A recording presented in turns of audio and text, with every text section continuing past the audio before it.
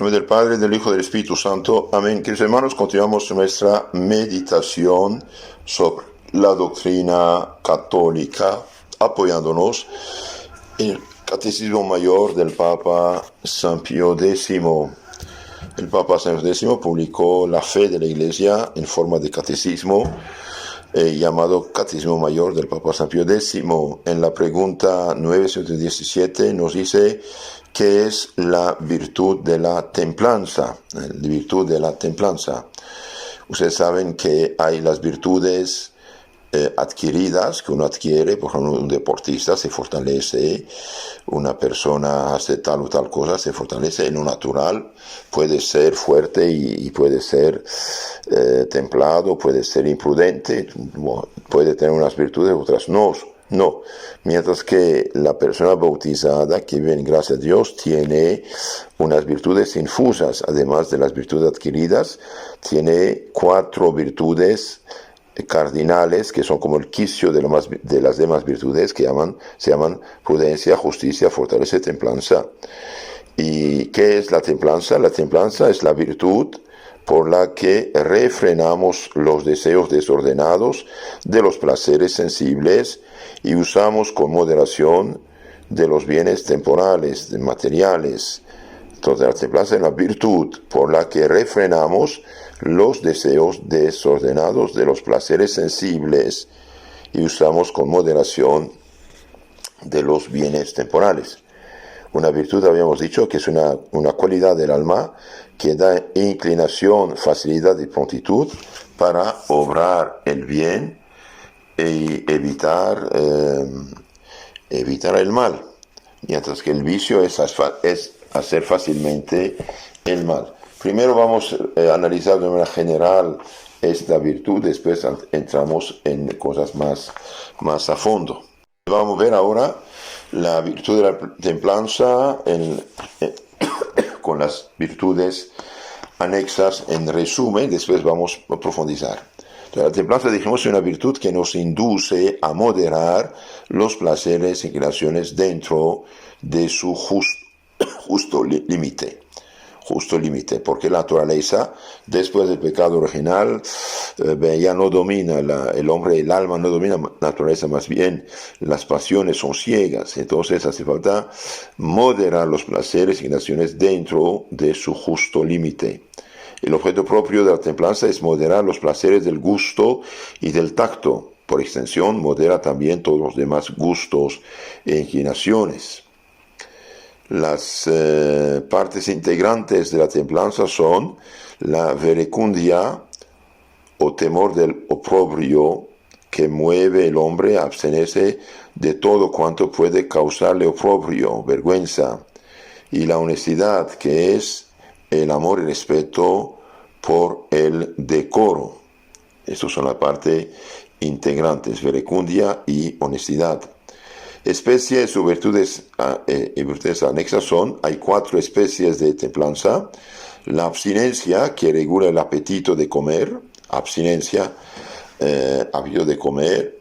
La sobriedad, que modera el apetito de beber, sobriedad es cuestión de beber. La castidad, que modera los deleites sensuales. Y el pudor, que modera aquellas cosas que pueden llevar al deleite sensual, como las miradas, conversaciones, etc.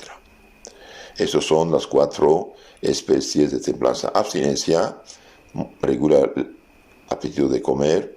Por ejemplo, los viernes se dice abstinencia de carne, no se come carne. Sobriedad, apetito, modera el apetito de beber. Castidad modera los deleites sensuales. Y el pudor modera aquellas cosas que pueden llevar al deleite sensual, como las miradas, conversaciones. Virtudes ajenas son las que moderan nuestras inclinaciones. Por ejemplo, la estudiosidad, que modera el amor al estudio y ocupa un término medio entre la curiosidad indiscreta y la pereza. La clemencia, que modera la severidad del superior y guarda término medio entre el rigor inflexible y la flojedad. La clemencia, que modera la severidad del superior y guarda término medio entre el rigor inflexible y la flojedad. La humildad que modera el aprecio a nosotros mismos y guarda término medio entre el orgullo y la abyección. Y la modestia que regula nuestro exterior, movimiento, gestos, risa, vestido, etc. La templanza modera todas las demás inclinaciones y aún el mismo sueño para que en nada se exceda de los justos límites.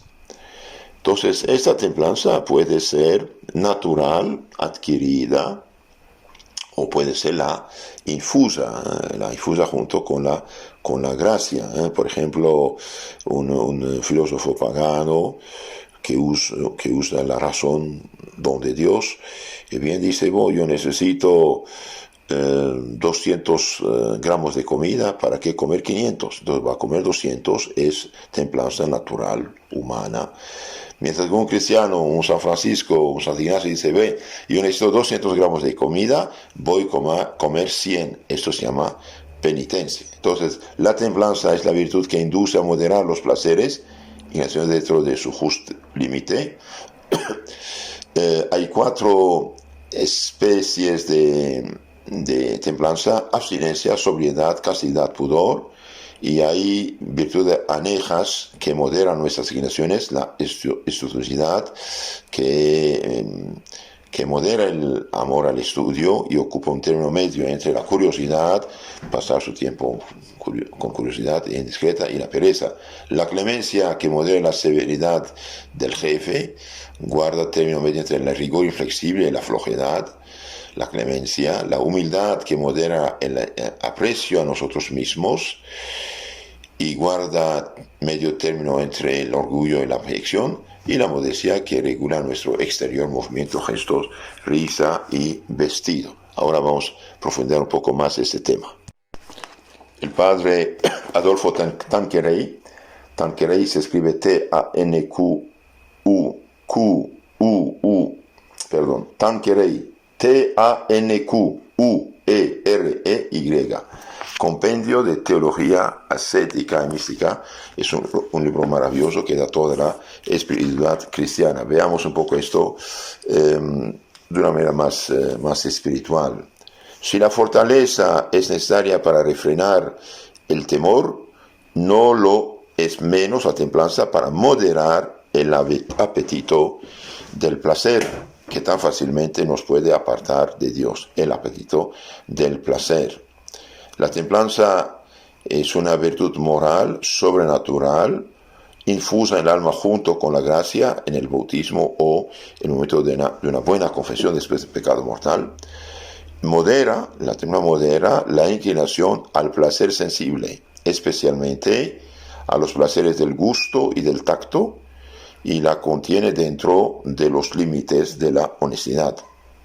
Su objeto es moderar toda clase de placer sensible, pero especialmente el que va unido con las 2 principales funciones de la vida orgánica, el comer y el beber, que conservan la vida del individuo, y los actos que tienen por fin la conservación de la especie.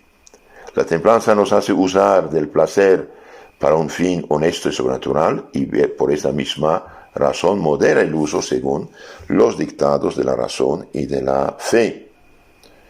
Precisamente porque el placer es seductor y nos arrastra fácilmente más allá de los límites justos, la templanza nos inclina a la mortificación, aún en las cosas lícitas, para asegurar más el imperio de la razón sobre la pasión.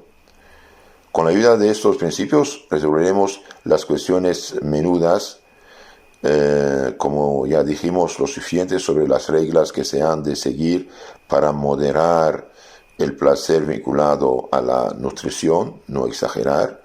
Tenemos aquí algo de la castidad, que modera el placer vinculado a la propagación de la especie.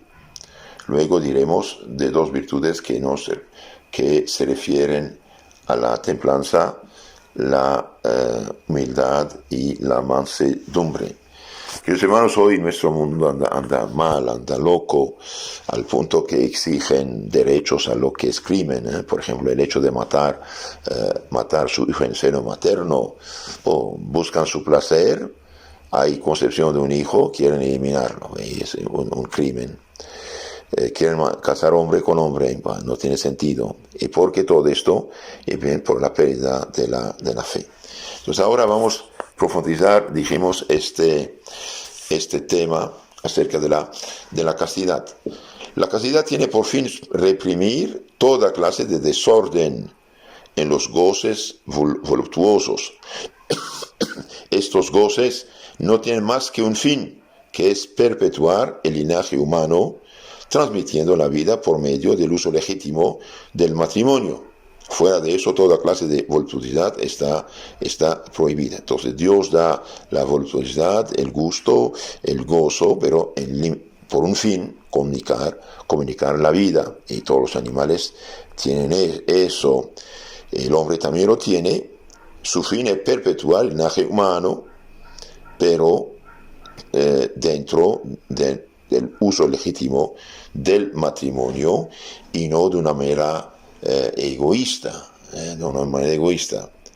Dícese con razón ser la castidad una virtud angélica de los ángeles, porque nos asemeja a los ángeles que son puros por su naturaleza. Es una virtud austera porque no se consigue llegar a practicarla sino disciplinando y domando el cuerpo con sus sentidos por medio de la mortificación.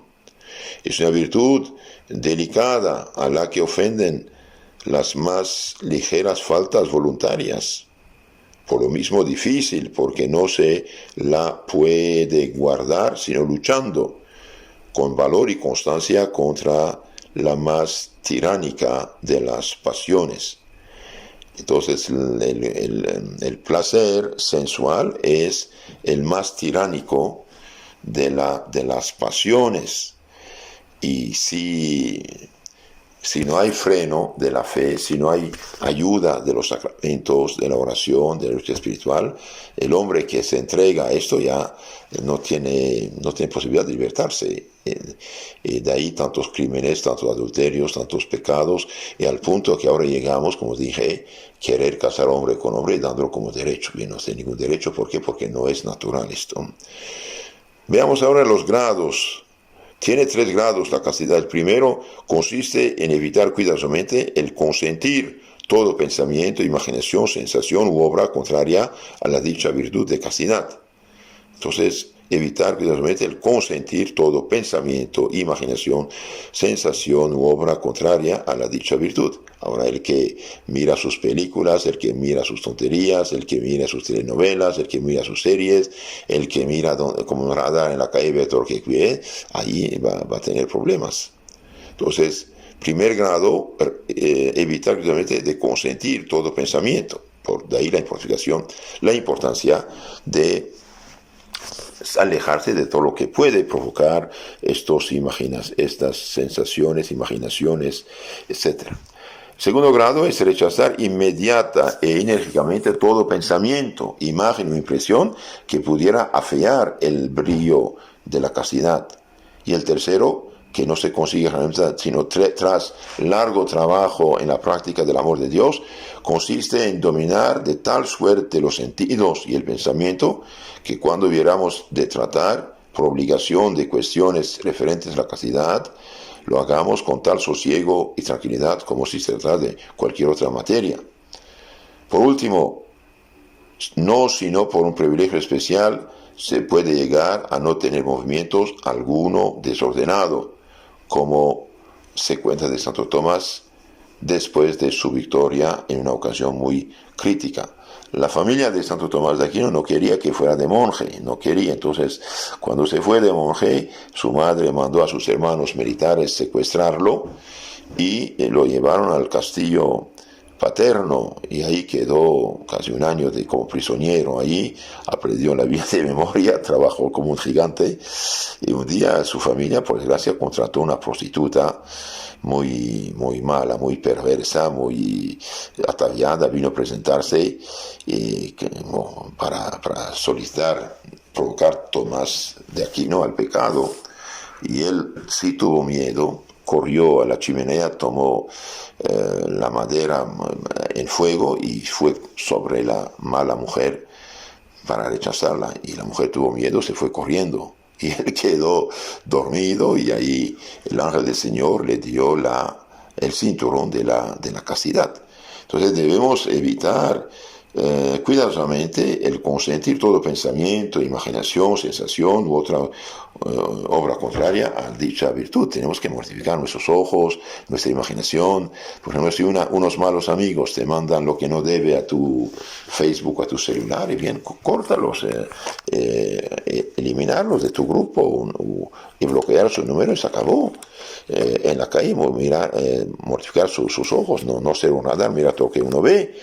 Cuando detecta algo, bajar su vista, no fijarse, y etcétera. Y las mujeres cristianas, que son cristianas, deben saber que debido al pecado original ya no hay este poder absoluto del alma sobre el cuerpo. Está ahí rebeldía de las pasiones. Por esa razón, las madres deben enseñar a sus hijas y ellas mismas también vestirse correctamente, cubriendo su cuerpo, su cuello, sus espaldas.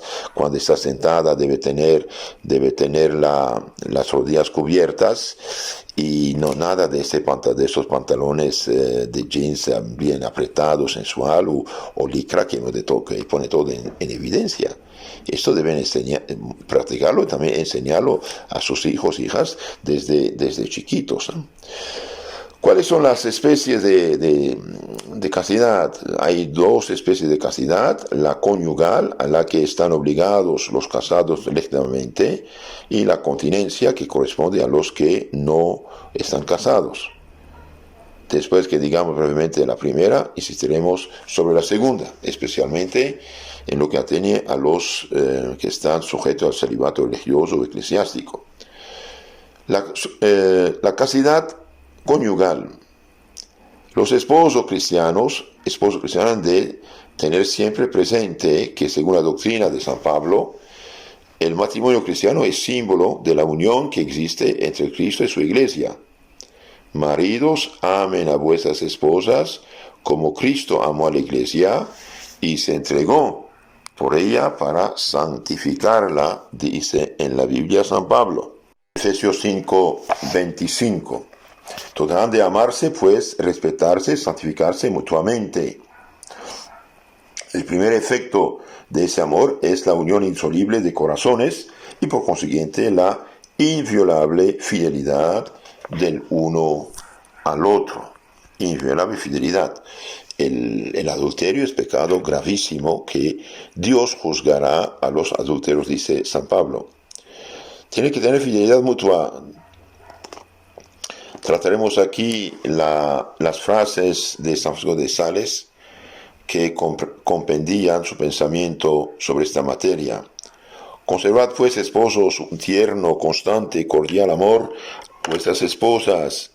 Si queréis que os sean fieles vuestras esposas, enseñadles la lección con vuestro ejemplo.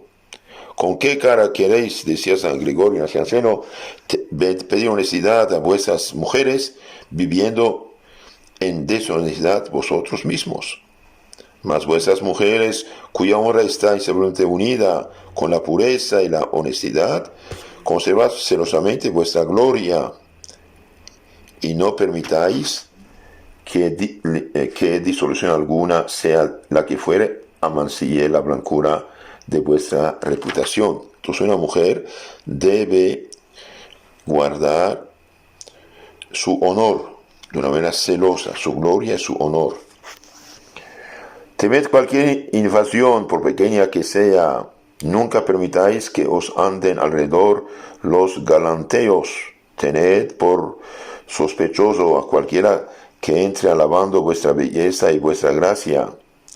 Pero si a estas alabanzas añade algunos desprecios de vuestro marido, ese os ofende mucho, pues claro está que no solamente quiere perderos, sino que os juzga ya medio perdida. ya que está media hecho el trato con el segundo comprador cuando se está disgustado con el primero.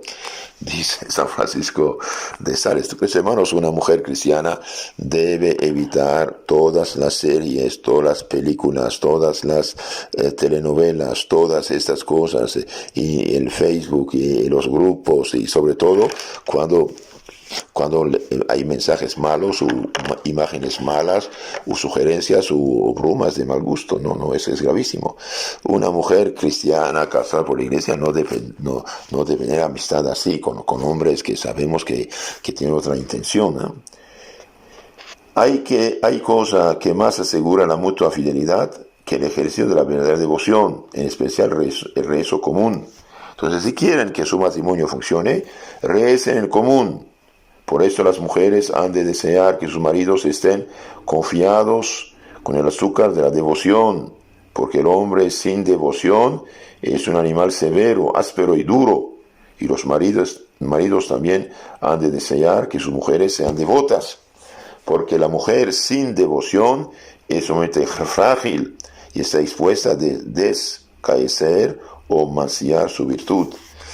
Entonces, si no hay oración, si no hay devoción, si no hay sacramentos en la familia, los dos están en peligro. Por eso las mujeres han de desear que sus maridos estén confiados con el azúcar de la devoción.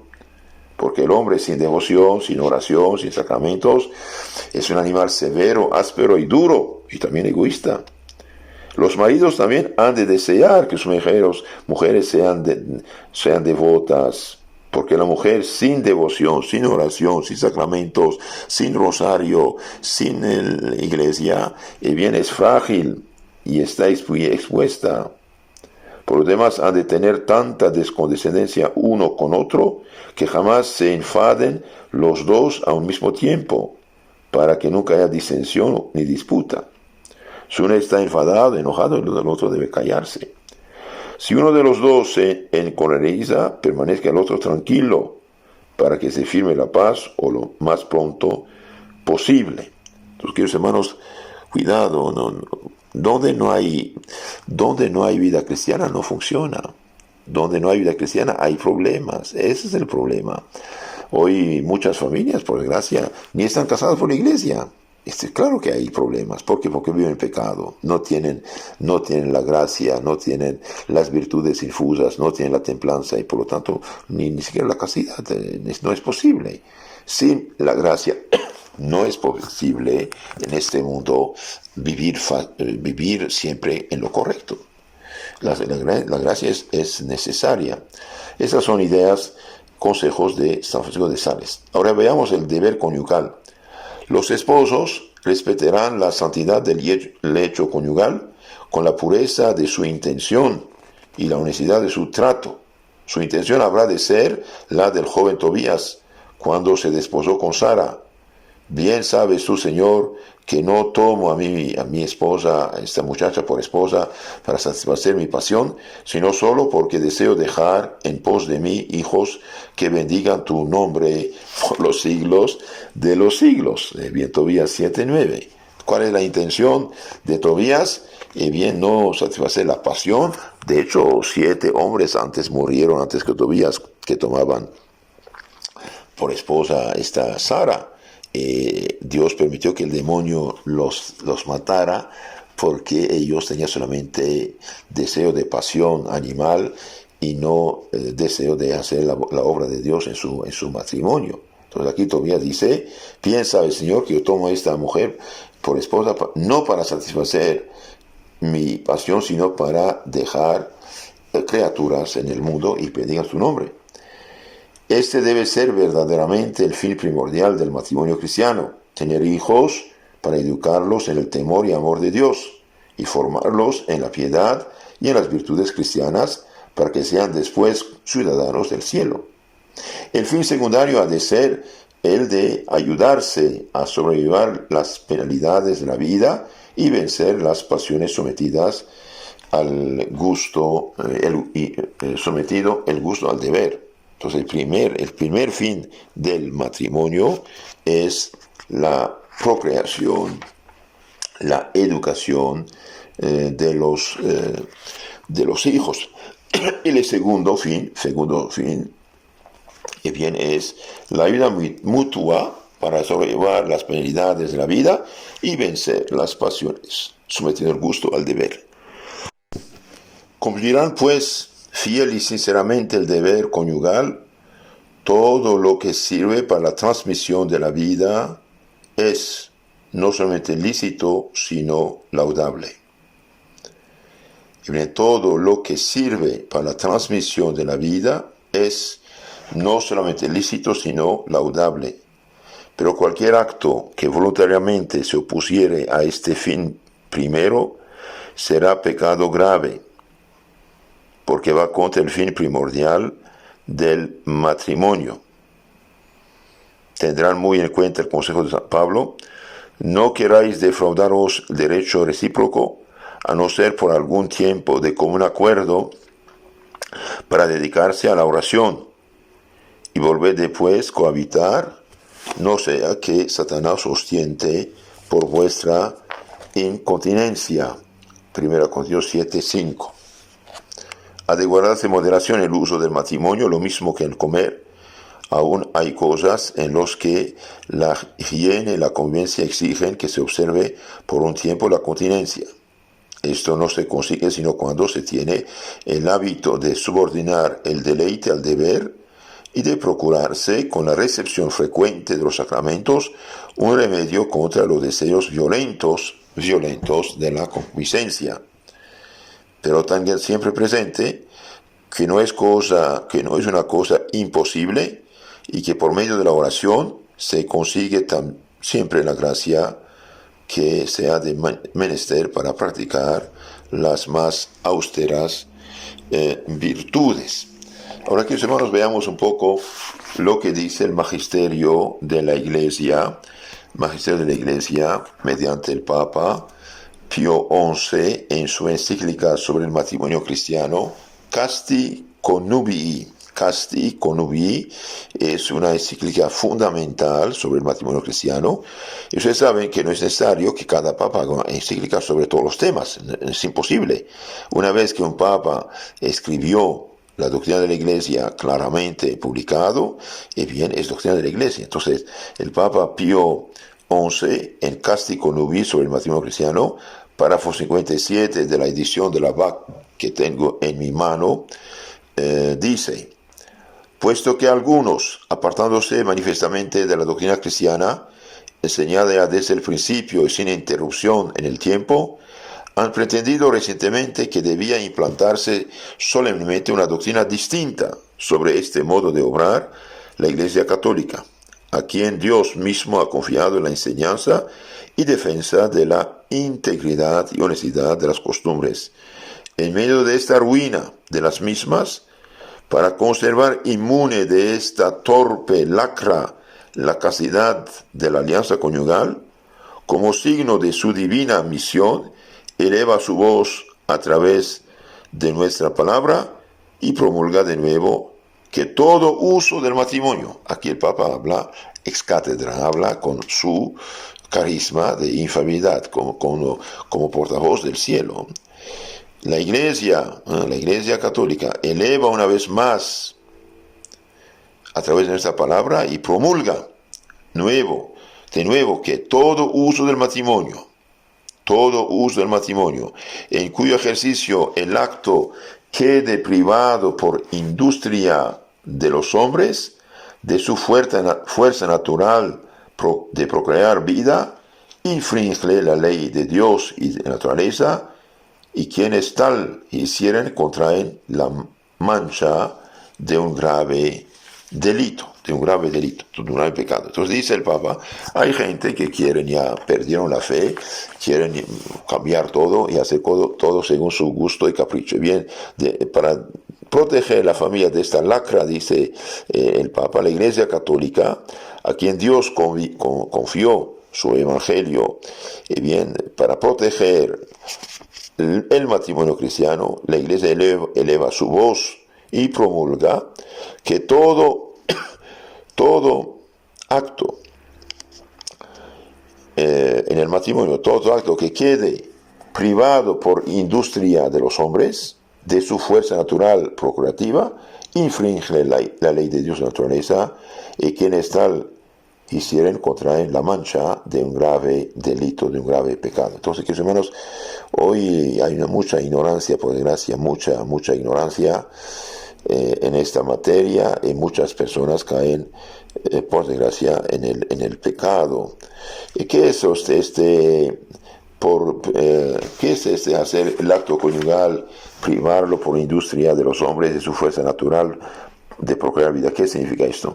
Y bien, todo lo que va contra la vida en el matrimonio, todo lo que va contra la vida en el matrimonio, que sean las pastillas, que sean las inyecciones, que sean el condón, que sean el cobre, que sea, no sé, todo lo que los hombres en su perversa imaginación han inventado. De hecho, el primero que hizo un pecado gravísimo en esta materia fue un llamado Onán en la Biblia. Pienso Éxodo 38:9, ¿no? Que no quería tener hijos, entonces derramaba su ven fuera del vaso para no tener hijos.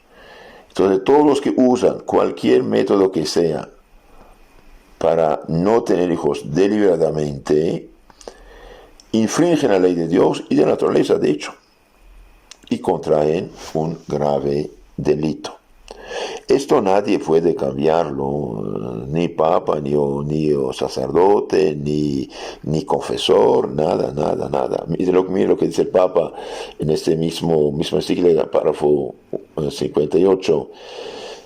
En virtud de nuestra suprema autoridad y cuidado de la salvación de las almas de todos, amonestamos, por consiguiente, a los sacerdotes y confesores y a los demás que tienen cura de almas, que no consienten que los fieles a ellos encomendados vivan en error acerca de esta gravísima ley de Dios, y mucho más que procuren por concepto alguno contemporicen jamás con ellas. Si confesor o pastor de alma indujere, el mismo Dios nos libre de ello, a tales errores a los fieles a su cargo, ya con su aprobación, ya con un doloso silencio, sepa que él habrá de rendir estrecha cuenta a Dios, juez supremo, de la traición de su ministerio, y considere que fueron dichas para él aquellas palabras de Cristo: son ciegos y guías de ciegos. Y si un ciego guía a otro ciego, los dos caen en el mismo hoyo. San Mateo 15:14. Entonces, queridos hermanos, aquí el Papa habla con máxima autoridad, en virtud de nuestra suprema autoridad y cuidado de la salvación de las almas, amonestan por consiguiente a los sacerdotes y confesores y a los demás que tienen cura de almas, que no consienten que los fieles a ellos encomendados vivan en error acerca de esta gravísima ley de Dios. Cuídense, no hay problema. Opérense. ¿Opérense de qué? Claro, si Dios no quiere, hay un cáncer por el medio, si se opera, claro. Si mi mano es gangrenada, mi pie es gangrenado, le cortan. Eso se llama operación. Pero si mi mano y pie son sanos y la cortan, eso se llama mutilación. Entonces, toda persona sana, que sea hombre o mujer, que se dice que opere, más bien se mutila, se castra, y bien hace un pecado también, un pecado de mutilación, pecado también grave. Entonces, ningún confesor, ningún sacerdote puede aceptar que sea transgredida esta gravísima ley de Dios. Y mucho más que procure mantenerse ellos mismos inmunes de falsedades de esta índole, etcétera. Dios no quiere, dice, Dios nos libre de ellos. Si un confesor, un pastor de almas, indujere él mismo a tales errores, a los fieles a su cargo, ya con su aprobación, ya con un doloso silencio, sepa que él habrá de rendir estrecha cuenta a Dios, juez supremo de todo, dará cuenta de esta traición de su ministerio. Entonces nadie absolutamente puede aconsejar, permitir el pecado en esta materia. Realmente es pecado gravísimo. Y también lo del, ¿cómo se llama?, del aborto, ¿no? No se puede matar ni la madre ni el hijo. El doctor debe hacer todo lo posible para cuidar la vida de los dos. Y si no hay nada que hacer, pues la naturaleza escogerá. Entonces, estos doctorcitos ignorantes que dan tanto miedo a las mujeres, a los hombres, que va a dejar huérfanos, que tienen que operarse, que, pues si tiene cáncer, claro que tiene que operarse, no hay ningún problema. Pero si es sana, es mutilarse, hermanos, es gravísimo pecado. Y no olvidemos, para que funcione el matrimonio, hace falta vivir en estado de gracia y de santidad y no en pecado mortal.